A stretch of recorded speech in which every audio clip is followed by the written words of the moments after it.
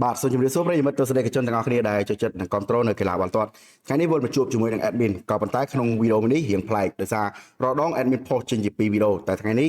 ក្នុងវីដេអូនេះ admin ផុសតែមួយវីដេអូទេហើយតម្រុយបាល់គឺ admin ចែកជូនបងប្អូននៅក្នុងវីដេអូនេះចំនួន2គូនៅក្នុងព្រឹត្តិការណ៍ UEFA Champions League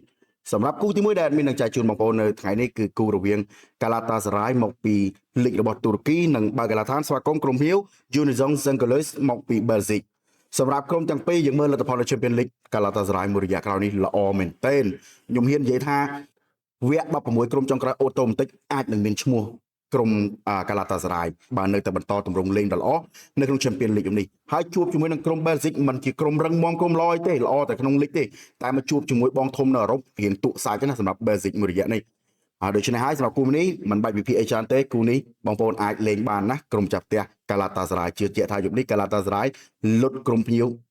3-0ចំណែកគូទី2បងប្អូនបានដឹងហើយណោះគឺជំនួបដ៏ធំរវាងក្រុមតោក្យូ Chelsea និង Baghlatan Stamford Bridge ស្វាគមន៍ក្រុមភ្ញៀវគឺក្រុមអ្នកមានបុណ្យ FC Barcelona សម្រាប់ក្រុមទាំងពីរបើមើលតាមលទ្ធផលនៃ Champions League នាពេលបច្ចុប្បន្នគឺ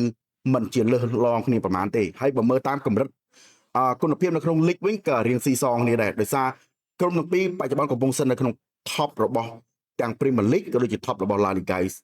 របស់អេស្ប៉ាញហើយចំនួននៃការជួបគ្នានាពេលកន្លងមកហ្នឹងក៏មានទៅមានមកដែរហើយសម្រាប់យប់នេះរៀងតឹងតិចសម្រាប់ Barcelona ដោយសារត្រូវធ្វើជាក្រុមភ្ញៀវជួបជាមួយនឹងក្រុមចាប់ផ្ទះដូចជា Chelsea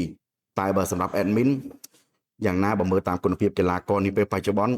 អានេះគឺត្រូវឲ្យទៅខាង Barcelona ហើយដោយសារអីឥឡូវអាប្អូនយ៉ាម៉ាល់ឈប់ខូចខ្លួនហើយចាប់ផ្ដើមធ្វើជាកីឡាករដ៏ល្អដូច្នេះ admin ជឿជាក់ថាយប់នេះ top form Barcelona នឹងមកម្ដងទៀតគូនេះ admin ឲ្យបងប្អូន